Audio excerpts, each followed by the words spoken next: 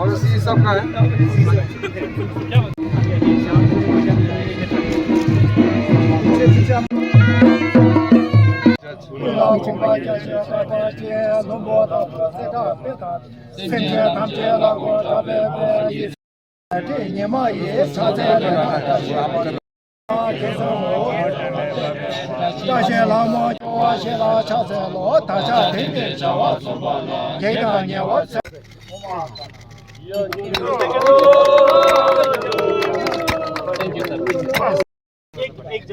एक जगह इधर खड़ा बस हो गया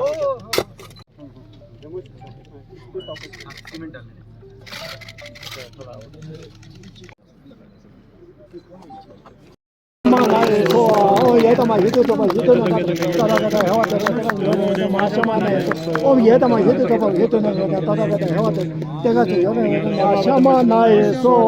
स्ट्रक्चर बनाने से पहले 4 साल का कोर्स मतलब ईयर वाइज मतलब इनका सिलेबस रहता है सर। तो सबसे पहले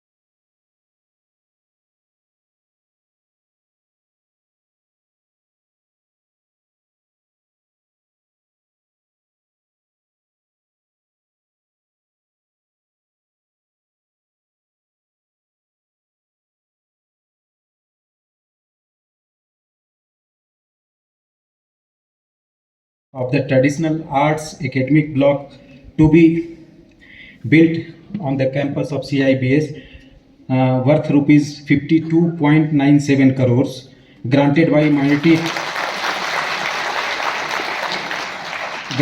Ministry of Minority Affairs under Buddhist Development Plan under Prime Minister Jan Vikas Karyakram. Sir, from core of my heart, I welcome you, and at the same time I express my gratitude for sparing your valuable time from your busy schedule to solemnize the Bhumi Pujan ceremony. I welcome Advocate Tasi Gelson, Honorable Chairman cum Chief Executive Councillor HLA-HDC for his benign presence on the occasion. Sir, you have always been a Kalyan Mitra to CIBS and always extended your supporting hand whenever CIBS is in need. Recently, you have very kindly consented to get the auditorium in which we are sitting now renovated. I, on behalf of CIBS family, welcome you once again, sir. I welcome Dr. Pawan Kotwalji, advisor to Honorable Lieutenant Governor UT of Ladakh, for accepting our invitation to witness the Bhumi Pujan ceremony of this CIBS lab. I welcome Sri Jamian Sering Namgelji, ex-MP Ladakh and an alumni of CIBS. Since the day of my joining, he extended his helping hand in the progress of CIBS, and result is before you. Sir, I welcome. Government of India में 2 important ministries का आपने जिम्मा लिया है, और उनमें से एक माइनॉरिटी अफेयर्स मिनिस्ट्री है जिसका लद्दाख से सीधा संबंध है। सर, आपने गवर्नमेंट ऑफ इंडिया में जब भी किसी भी ओहदे पर बैठा हो, हमारे लद्दाख का खास ख्याल रखा है, और जब भी हमें कोई प्रॉब्लम होता था, कोई डिमांड होता था, आपके पास हम आते थे, और हमें पूरी उम्मीद है कि आपके होते हुए गवर्नमेंट ऑफ इंडिया में जो भी हमारा कोई भी काम होगा, हम आपके पास आएंगे और पूरा पहले की तरह आप हमें मदद करेंगे। केवल मानता हूँ आज आपके बीच में एक महत्वपूर्ण कार्यक्रम में सम्मिलित होने का मौका मिला है। वैसे तो मैं चुनाव के समय में आए थे तो उस समय इस तरह का कार्यक्रम कर नहीं सकते थे, लेकिन आज मुझे आपके सामने में एक शुभ कार्य के लिए आने का मौका मिला है। ये जो न्यू एकेडमिक बिल्डिंग है, ट्रेडिशनल कोर्सेस जिसमें अपने बौद्ध पारंपरिक कोर्सेस का अच्छा कार्य शुरू हो जाएगा। मैं मानता हूं कि भूमि पूजन जो हुआ है यह सबके लिए शुभ संकेत है। आगे इस इंस्टीट्यूट को, जैसे सिंह दोजेला ने कहा है, एक मॉडल सेंटर के रूप में इस central institute of Buddhist studies को ले जाना है। इसमें बहुत बड़ा न्यू रखा है। वाइस चांसलर साहब ने बहुत डिटेल में रखा है, तो इसलिए मैं डिटेल के बारे में दोबारा रिपीट नहीं करूंगा। लेकिन वाइस चांसलर साहब ने जो डिमांड्स रखे हैं या जो यहाँ के ज़रूरतमंद चीज़ों के बारे में जिक्र किया है, मैंने इसको नोट किया है। हमारे विभाग के ऑफिसर्स लोग भी आए हैं, हम लोग जरूर इसको आगे बढ़ाएंगे। हमारे लद्दाख में बहुत कुछ हो सकता है।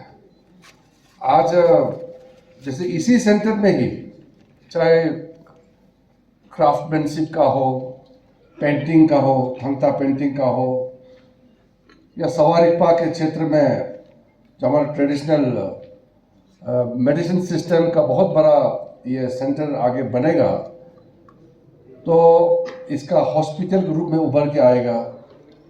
और अलग अलग स्टडीज़ यहाँ चाहे प्राइमरी लेवल में हो या आगे जा करके शास्त्रीय आचार्य पढ़ने का व्यवस्था, मुझे लगता है कि ये जो कैंपस है बहुत ही खूबसूरत कैंपस है और इसमें आपका क्षमता है। इतना सुंदर ओपन कैंपस है, तो इसमें उस हिसाब से आगे हम लोगों को काम करने में सुविधा मिलेगा। वरना तो आज के ज़माने में जगह का बहुत बड़ा इशू होता है कोई भी सेंट्रल इंस्टीट्यूट खोलने में। तो हमारे मंत्रालय से, मैं मंत्री बना अभी लगभग 2 महीने तो हो गए, लेकिन कई सालों से मैं माइनॉरिटी अफेयर्स को देख भी रहा था। 2019 में मैं एडिशनल चार्ज में भी रहा है माइनॉरिटी अफेयर्स का, तो मैं एक तरीके से काफ़ी सालों से मैं इस मंत्रालय को देख रहा हूँ। और जो बुद्धिस्ट कल्चर प्रिजर्वेशन के दृष्टि से जितना भी काम हो रहे हैं उसको ध्यान में रखते हुए हम लोगों ने एक तरीका अपनाया। जो प्रधानमंत्री जन विकास कार्यक्रम चल रहा है उसमें ही हम लोग एक कन्वर्जेंस का मोड में ले जा करके स्पेशली बुद्धिस्ट डेवलपमेंट प्लान का रचना किया है। हमारे से पहले स्मृति ईरानी जी माइनॉरिटी अफेयर्स देख रही थी, तो उनसे मैंने बहुत डिटेल में चर्चा करके, और अभी जो हमारा वर्तमान में सेक्रेटरी है, हम लोगों ने चर्चा करके इसका एक तरीका निकाला ताकि बुद्धिस्ट सेंटर के लिए, इसी प्रकार से हम मुसलमानों के लिए, जैन के लिए, सिखों के लिए, पारसी और इसका क्रिश्चियंस के लिए हम लोग अलग अलग कर रहे हैं।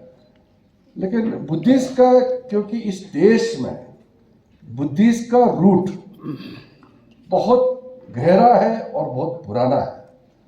हमारे देश में बहुत सारे लोग पूरी तरह से इसको समझा नहीं है। जब प्रधानमंत्री जी नरेंद्र मोदी जी 2014 में अपना पदभार संभाला तो उनसे हमारा बात हुई।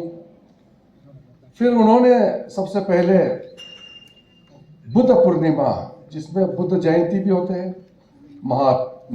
परिनिर्वाण का भी होता है, और उसी दिन को संबोधि प्राप्ति का भी दिवस होता है, उसको ऑफिशियल सरकार के ओर से फुल फ्लेश सेंट्रल सेलिब्रेशन करने का जब निर्णय हुआ, उसी समय मोदी जी ने इंटरनेशनल स्तर में कहा कि इंडिया को विश्व में अपना प्रभाव, अपना योगदान, अपना छाप छोड़ना है। और बड़ा ताकतवर राष्ट्र के रूप में उभर के आना है तो बुद्ध के रास्ता में ही चलना होगा। जब से प्रधानमंत्री जी ने अपना सोच रखा और कंटिन्यूअसली अभी ऑस्ट्रिया में इतना बड़ा सम्मेलन में फिर से दोहराया, हमने दुनिया को युद्ध नहीं बुद्ध दिया है। तो जो देश का प्रधानमंत्री का सोच ही इतना साफ है बुद्ध के लिए और हमारा बौद्ध धर्म को मानने वाला के लिए, तो फिर काम करने में हमारे लिए बहुत सुविधा है। तो इसलिए बुद्धिस्ट का जो सोच है, ऐसे बुद्धिस्ट मैं तो समझ सकता हूँ, क्योंकि हमारे देश में मैं पहला बुद्धिस्ट कैबिनेट मंत्री बना।